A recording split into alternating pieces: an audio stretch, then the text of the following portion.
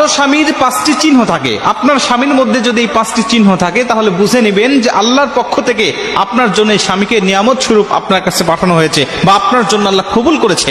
অতএব সময় থাকতেই স্বামীর কদর আপনাকে করতে হবে।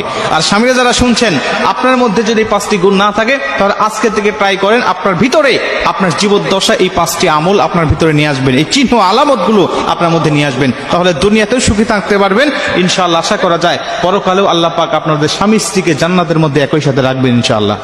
1 নম্বরে আল্লাহ রাসূল সাল্লাল্লাহু আলাইহি ওয়াসাল্লাম বলেন যে স্বামী যা খাবে স্ত্রীকে তা খাওয়াবে। স্বামী যে মানের খাবে স্ত্রীকে সেই মানের খাওয়াবে। অনেকে বলতে পারেন যে হুজুর আমি তো বিড়ি খাই, আমার স্ত্রীকে বিড়ি খাওয়াবো?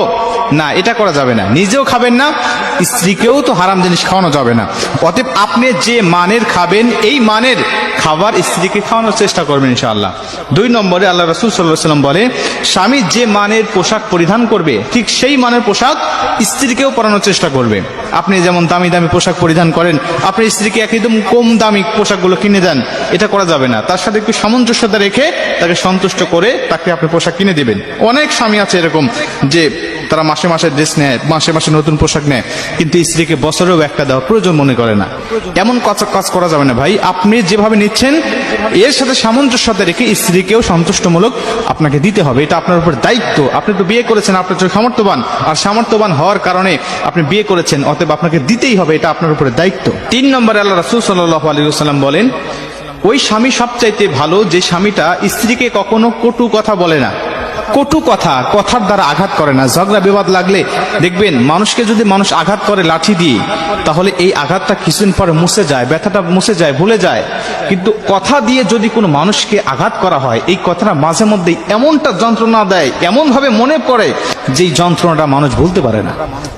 এই জন্য অনেক স্বামী আছে যারা একটু ঝগড়া লাগলেই, একটু কথা কাটাকাটি হলেই মা বাবাকে নিয়ে, স্ত্রীর মা বাবাকে নিয়ে কথা বলে, এমন ভাবে আঘাত করে ওই স্ত্রী মাঝে মাঝে এই কথাটা মনে করে একা একাই তার অশ্রু বিসর্জন দেয়, একা একাই কান্নাকাটি করে যে মা বাবাকে ছেড়ে এসে, ভাই বোনকে ফেলে এসে, আত্মীয় স্বজন সবাইকে রেখে একটা মানুষের কাছে আমি এসেছি, আর এই মানুষটা আমাকে কথা দ্বারা এতটা আঘাত দেয়, এতটা কষ্ট দেয়, এই কথাটা নিজেই মনে করে।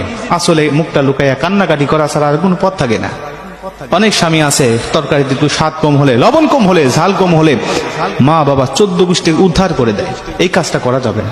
মুসলমান ভাইরা রে আমার, আল্লাহ রাসূল সাল্লাল্লাহু আলাইহি ওয়াসাল্লামের জন্য বারবার বলেছেন কখনো তোমরা স্ত্রীকে কখনো কটু কথা দিয়ে তাকে কষ্ট দিবা না। যদি কটু কথা বলে তাকে কষ্ট দাও তাহলে আল্লাহ পাক তোমাকে আদর্শ স্বামী হিসাবে স্ত্রীর জন্য কবুল করবেন না। মুসলমান বন্ধু আমার, খুব মনোযোগ দিয়ে শুনে নেন, আল্লাহ রাসূলের 11টা স্ত্রীর সাথে কখনো তিনি কখনো কটু কথা বলে মানুষকে কষ্ট দিতেন না। তিনি